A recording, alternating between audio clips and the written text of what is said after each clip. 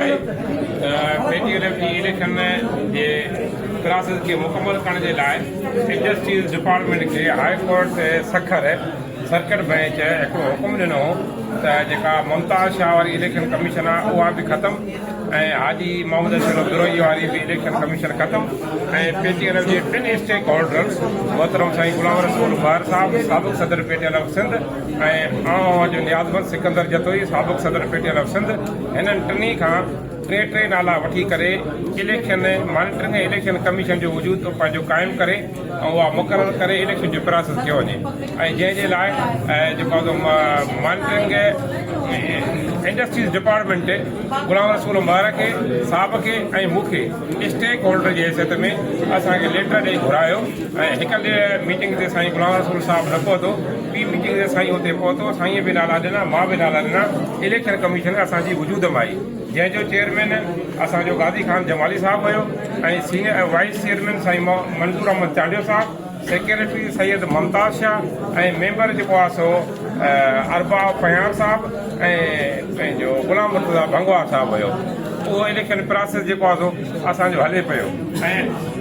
हिकदमि दोस्तनि न्यूट्रल वठी करे चयो त असां वर्किंग कमेटी घुरायूं था उहा वर्किंग कमेटी असांजी इलेक्शन कमीशन जेको आहे सो असां ॿी था ठाहियूं जॾहिं कोर्ट उहे वर्किंग कमेटी ख़तमु करे छॾियूं वर्किंग कमेटी हूंदी आहे असांजे 3 सालनि ताईं असांजे पेटीएलएफ जे तंज़ीम जे आइन में बालाइज़ में क्लियर लिखियलु आहे त नोटिफिकेशन बि क्लियर लिखियलु आहे त जेके इहो पंहिंजो इहे उहिदेदार चूंडिजी विया आहिनि 3 सालनि जे लाइ तंज़ीमी तौर ते कमकार कंदा दोस्तनि यूटर्न वठी करे ऐं पंहिंजो जेको आहे सो वञी ॿी इलेक्शन कमीशन जोड़ी ऐं गाज़ी खान जमाली साहिबु उन्हनि सां वियो मॉनिटरिंग कमेटीअ जा जेके दोस्त हुया उहे बि उन सां जे ग्रुप जा मिलिया इंडस्ट्रीज़ डिपार्टमेंट हुननि खे बार बार चेयरमैन साहिब खे 3 लेटर कढिया त तव्हां अचो असां वटि अपीयर थियो ऐं प्रोसेस खे अॻिते वधायो पर अफ़सोस सां चवणो थो पवे त असांजो दोस्त असांजो भाउ गाज़ी खान जमाली साहिबु इंडस्ट्रीज़ डिपार्टमेंट ऐं हाई कोर्ट जे हुकुमनि खे थोॾे करे हुननि जेका ग्रुप जी इलेक्शन कमीशन जोड़ी उन में वञी हलफ़ कयूं ऐं पोइ ज़ाहिर आहे त जॾहिं उहो न आयो त पोइ इंडस्ट्रीज़ डिपार्टमेंट उनखे फाइनल छोकास नोटिस बि ॾिनो उन खां पोइ न आयो त इंडस्ट्रीज़ डिपार्टमेंट हिन प्रोसेस खे पाए तकमील ते पहुचाइण जे लाइ चेयरमैन जी मुक़ररी कई जंहिंमें साईं अब्दुल ख़ालिक़ भंगवार खे पेटीएलएफ सिंध जे मर्कज़ी इलेक्शन कमीशन जो चेयरमैन चूंडियो ऐं उनजी जेको आहे सो अॼु हलफ़ वफ़ादारी जो प्रोग्राम आहे हीअ जेका असांजी इलेक्शन कमीशन आहे मां सां जेकॾहिं पेटीएलएफ जा के बि ख़ैर ख़्वाह दोस्त कश्मीर खां कराचीअ ताईं मूंसां बहस कनि मां उन्हनि सां दलील ऐं दलाल जी सूरत में ॻाल्हाइण जे लाइ तयारु आहियां त हीअ जेका असांजी इलेक्शन कमीशन आहे उहा circuit bench high court Sukkur जे हुकूमत तहत इंडस्ट्री डिपार्टमेंट खे जेके अख़्तियारात मिलिया उन्हनि जे हुकूमत तहत हीअ इलेक्शन कमीशन असांजी वजूद में आई आहे दोस्त चवनि था पिया हुन जा फेसबुक जा दानश्वर त असां 18 स्केल जे ऑफिसर जो हुकुम न मञींदासीं बाबा जेकॾहिं तव्हां 18 स्केल जे ऑफिसर जो हुकुम न मञींदव त माज़ीअ में साईं गुलाम रसूल महर साहिबु ऐं हाजी शफ़ी मोहम्मद सठे साहिबु असांजे विच में इलेक्शन थी उहा जेका हुननि इलेक्शन विन कई त हुननि खे जेको सर्टिफिकेट विन जो मिलियो आहे उहो इलेक्शन कमीशन जो कोन मिलियो आहे उनखे माने पंहिंजो इंडस्ट्री डिपार्टमेंट जे 17 स्केल जा ऑफिसर हुनखे ॾिनो आहे जॾहिं हुननि जे लेटर फ़ाइदे में अचे थो त हुनजे लाइ बहितर आहे वरी जॾहिं हुनजी मुखालफ़त में अचे थो त उहो क़बूल करण लाइ तयारु थियणु सिंध जे बाशऊर उस्तादनि खे ख़ासतौर नौजवान उस्तादनि खे तव्हांजी मार्फत मां ई गुज़ारिश थो कयां मां अपील थो कयां त हीअ जेका असांजी इलेक्शन कमीशन वजूद में आई आहे उहा आईनी आहे कोर्ट जी हुकूमत तहत आहे ऐं असांजी तंज़ीम जिते रजिस्टर्ड आहे उहे उन्हनि खे कोर्ट अख़्तियारात ॾिना आहिनि उहे इलेक्शन प्रोसेस पाए तकमील ते पहुचाईंदा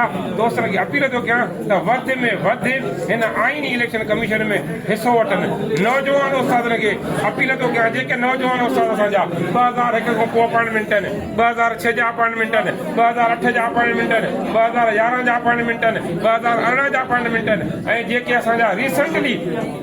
असांजे प्राइमरी तइलीम खाते प्राइमरी में हिन वक़्तु असांजा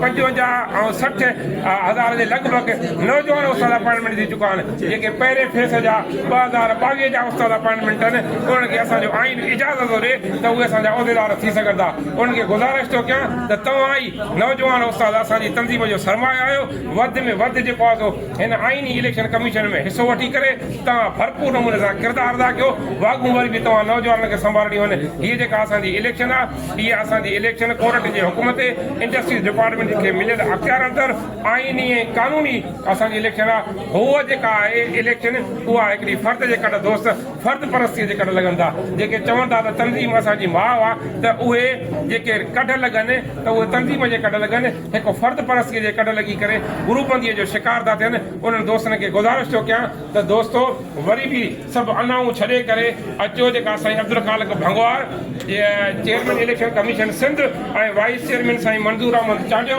सेक्रेटरी साईं मुमताज़ हुसैन शाह ऐं मेंबर साईं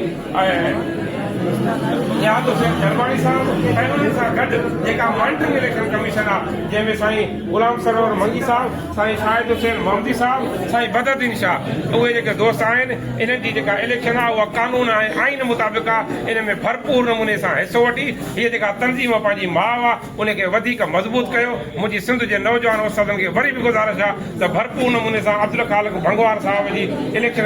कमीशन में भरपूर नमूने सां हिसो वठो।